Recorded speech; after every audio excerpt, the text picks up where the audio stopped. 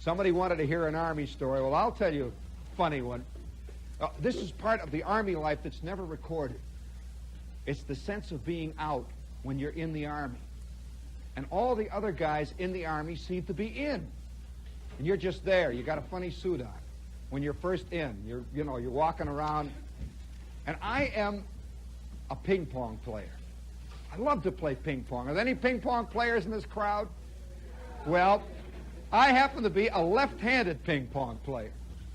And in the Army, particularly in the Army Signal Corps, ping pong is a way of life. And you can hear the sound at 2 o'clock in the morning, guys whiling away their lives in the day room. You just hear ding-dong, ding, ding, ding, ding-dong, ding-dong, ding, ding, ding, dong, dong, bah, ha, ha, ha, ha. Then there's a pause, ding-dong, ding, ding, dong, dong. That's the Army, you see.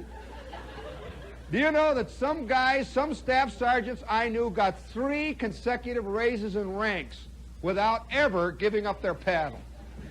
They just played all day long. They'd come in, they'd say, you're a staff now, and they'd put another badge, ding, dong, ding. That's cadre, you see, and cadre gets very good at playing all the games that the guys who aren't cadre never get a chance to get near. Well, I had one brief moment when I was cadre. Now, how many of you guys know, all you guys been in the Army, you know what cadre means. That's permanent party. For those of you who are not in the Army, have you ever had the feeling in your life that there are people who are there permanently? In the office where you work, the real people, you're just there until they catch up with you. Well, that's cadre. They're there, you see. And I'm assigned to this Army camp, and they make me cadre. I've got a patch, and that means now I'm issued my ping pong paddle. I can play ping pong. So I'm a left-handed ping pong player. And so I'm working, by the way, this gives you a fantastic advantage over ordinary ping pong players. And it gives you the illusion that you're a good ping pong player. And so I'm playing, and I began to develop into the best ping pong player. You're looking, right now, seriously, you're looking at the best ping pong player that Company K of the 803rd ever turned out. Absolutely fantastic. Backhand, forehand, I had it down pat. And the one guy I played with, you see, all ping pong players have a favorite adversary. Well, Gasser was my adversary. Gasser was 6'9".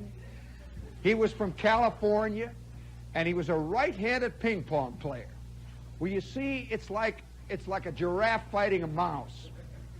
And I could beat Gasser. It was nip and tuck, but it was always 21-18. Gasser, ooh, walk around, that snotty little thing, the little tip over the net. I'd hang him in the corners all over. That great sense of power you get when it's going away, and you go thing, and it goes shoo, boing. And then there's, all right, let's go. Who's served? And you stand back there and move and see. I'm getting better and better and better as I played. 1 solid year in the day room. I went from T5 to staff. In the day room playing ping pong, and I got better and better and better until finally there was no competition, just me and Gasser. And we'd put on these demonstrations, how long can we volley?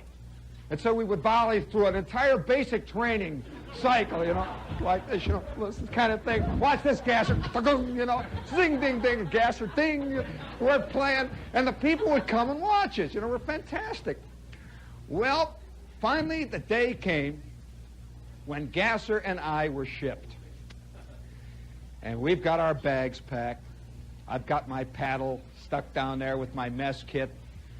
Got a set of extra balls, I'm a real, because you never know where you're going to get shipped. There might be real hell there, you never know, So I've got my equipment, and we get shipped up to Fort Monmouth.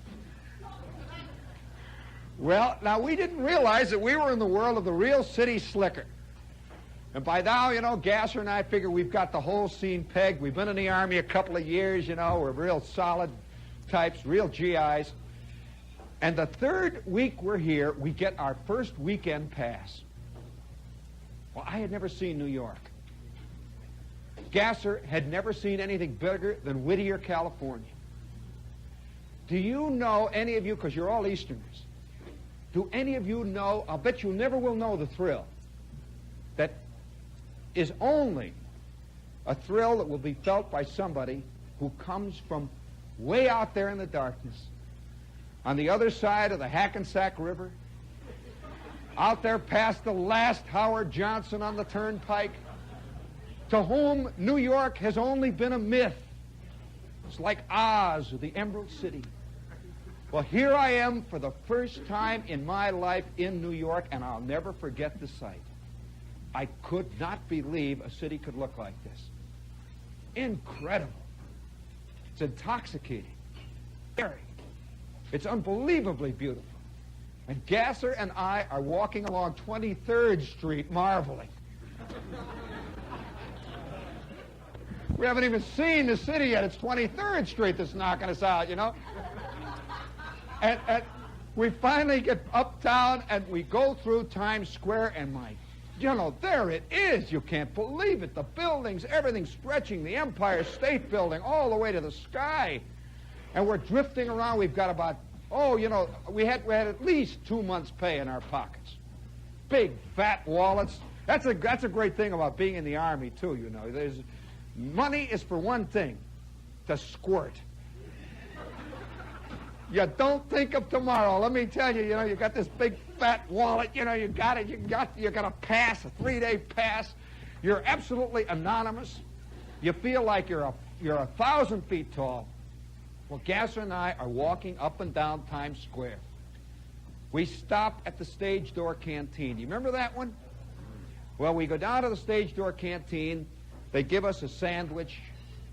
We'd seen the movie about this, and we felt like we were intruders. We went down there, and they give us a little sandwich and a hot dog. And even to this day, when I walk past that street, do you know that in the 40s, right off of Broadway, there's a plaque on the side of a building, and it says, in this building was a historic Stage Door Canteen during World War II.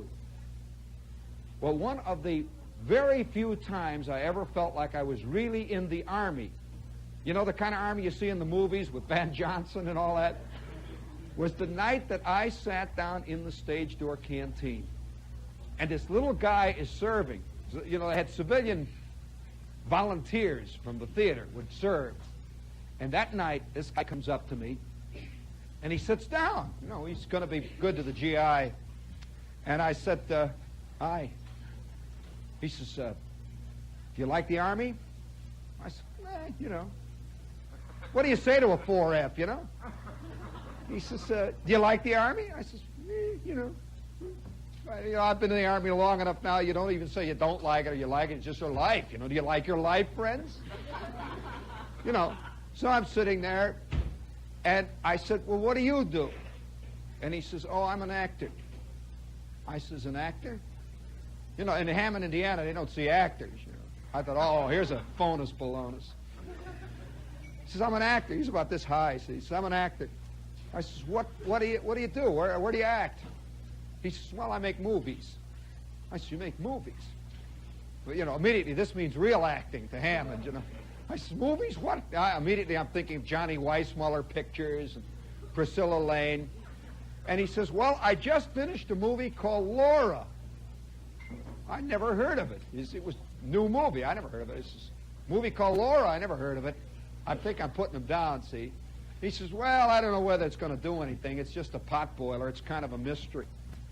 I said, Laura, what's your name? He says, Dana Andrews.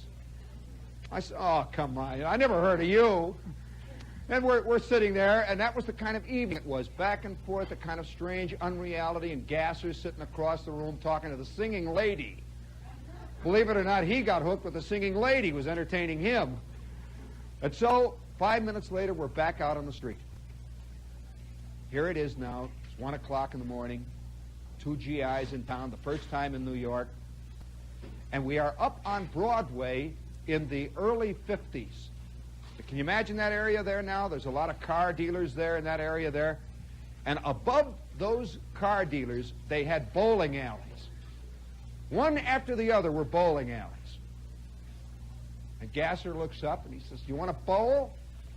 I said, I want to bowl. All night long they bowled in those days, it was a swing shift and stuff. And one of the windows had a sign that said, table tennis. Little did we realize we were about to meet our fate. We were about to be shucked. Gasser says, let's go up and give him a lesson. So I says, okay, Gasser. And so up those long, winding, dark stairways we go, and you know, there's millions of pool tables. And there's about 25 bowling alleys, and over in the corner there are 3 ping pong tables. And they were beautiful tables. Magnificent tables, not like the day room, you know, with the lumps all over it. So Gasser and I walk over, and a couple of kids are just sort of playing casually, you know, just pinging back and forth. There were 2 empty tables. And Gasser calls the pinboy or whatever he was over and says, how about a couple of paddles here? The guy says, well, it's 25 cents a game. Gasser says, that's nothing. He takes out his wallet, puts a $5 bill. He says, let's go. All right, Shep. He says, what do you want? Do you want the light side of the table or the dark side? We flip.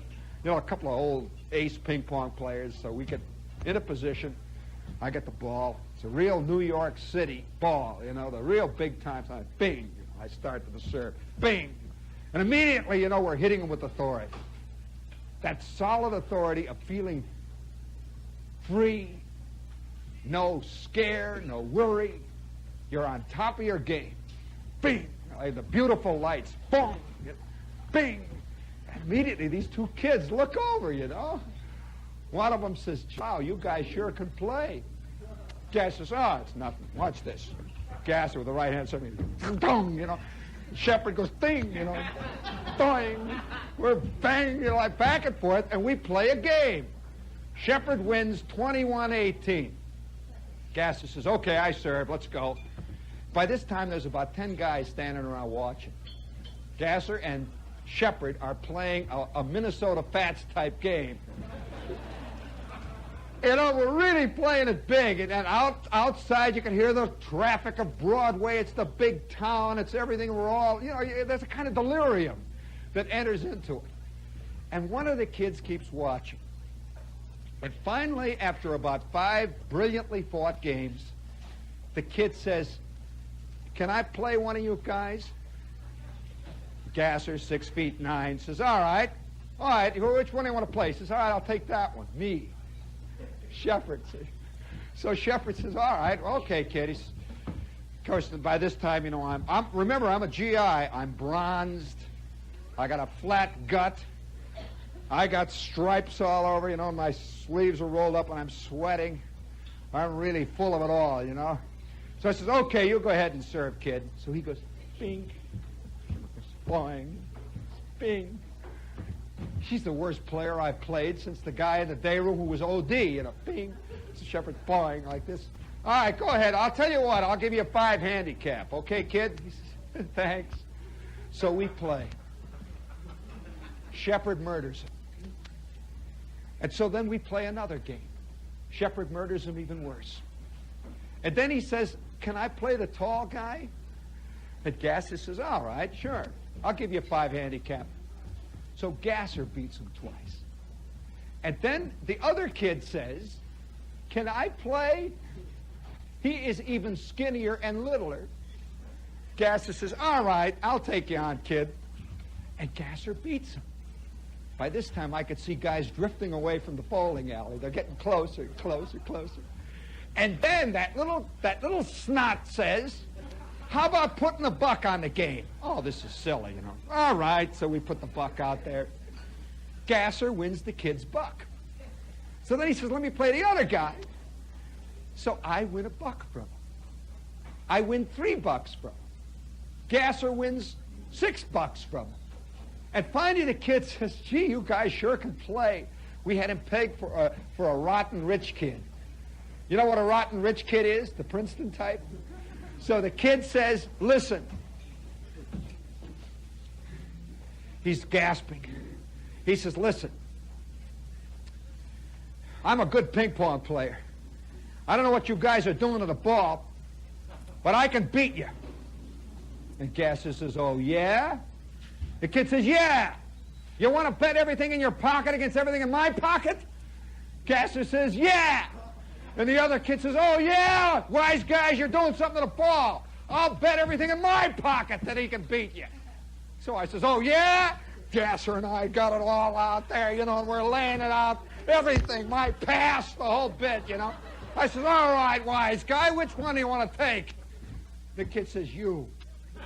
All right. Okay, Gasser. Gasser steps off. Shepard goes, ding, my best serve, my back forehand slice. Ding, dong, boing. And the kid goes,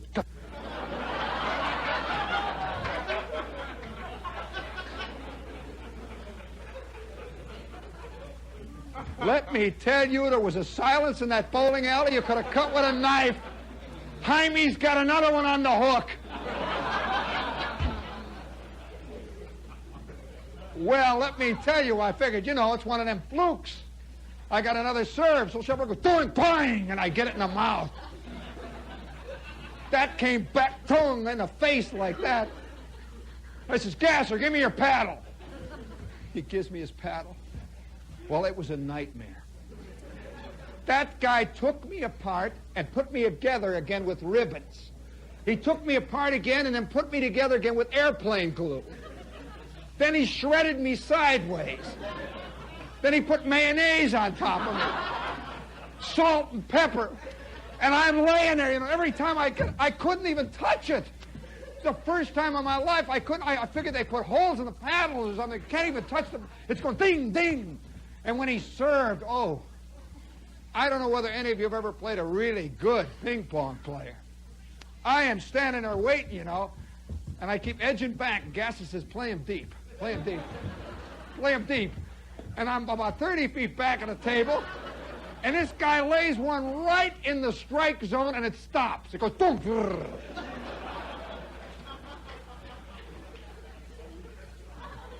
He says, love 10. All right, hit him. So you want me to hit one? Boom, and a my paddle goes off. I got nothing but the handle in my hand. Well, it was like that all the way through. I scored 1 point. The game finally ended 21-1. These two kids grabbed the money and disappeared into the crowd. And there we stood. Gasser and I shorn. Our bones shining through. You want to say something like, well, fellas, it's the service. We're in the Army, And about 6 guys with short cigars go back to their pool game, No more interest in us. Our wallets are flat. And the two of us go back down those stairways and out into Broadway. We're walking towards the Y. Thank God we had paid for a room at the Y, 40 cents. We're walking all the way to 23rd Street in the Y, and we're walking through Times Square. Not a word is said until we get down to about 34th Street. And Gasser says, this is sure a big town. It sure is, Gasser. We now approach 23rd Street, and Gasser finally says it. He says, listen, if you don't say anything about it back in the company, I won't either. I say, shake, Gasser. And we both shook hands at the corner of 7th Avenue and 23rd Street. Never to mention it in the company. And 2 days later, we're back in the Company K day room out at Monmouth, killing all the corporals. Bigger than we'd ever been before because we had learned humility. We had learned that there is more to it than meets the eye. And I want to say one little postscript to the scene. I was out of the Army. It was about, it must have been 8 or 9 years later when I got a long-distance call. Now, I rarely get long-distance calls from California. And there's a long-distance call, and I pick it up, and the operator says, is this Mr. Shepard? And I said, yes. She says, this Corporal Shepard? Corporal Shepard? Are they calling me back or what, It's that sick feeling, you get your gut, this is a CO. What are you doing in Hammond, I said, yes. And then I hear this voice. Hey, Shep, it's Gasser. I say, Gasser, for crying out loud, what are you doing? He says, nothing, what are you doing? I said, nothing, what are you doing? He says, nothing, what are you doing? It's two old buddies meeting, see. And then there was a brief pause in the cycle, and he says, do you remember that ping pong game in New York? I say, yeah, Gasser. He said, you haven't said anything about it to anybody, have you? I said, no, why? He says, I'm California champ. I said, Gasser, I know where there's a guy on Broadway that can take you apart. He says, don't mention it. Well, I want to tell you, it was not more than about, 5 years ago that I saw Gasser's picture in Sports Illustrated. And I keep remembering down there, I walk around this town, and I go past those buildings on Broadway where the bowling alley is still swinging. And I get this feeling, it comes just occasionally. I wonder if Jaime is still up there.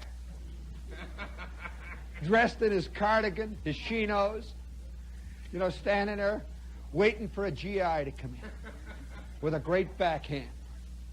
And so I suppose each one of us in our life have little buildings with plaques on them. Here I learned, keep your mouth shut. Here I learned, can you imagine your life spread out before you in all the buildings and the places where you learn real lessons? Here I learned, never give your right name. Here I learned that there's always somebody with a better backhand than you've got. I have a feeling that in life, there are millions of people who are not sung, who never achieve fame, who have fantastic talent above those who have. Somewhere there's a guy working in a garage that can hit a ball longer, further, and more consistently than Mickey Mantle.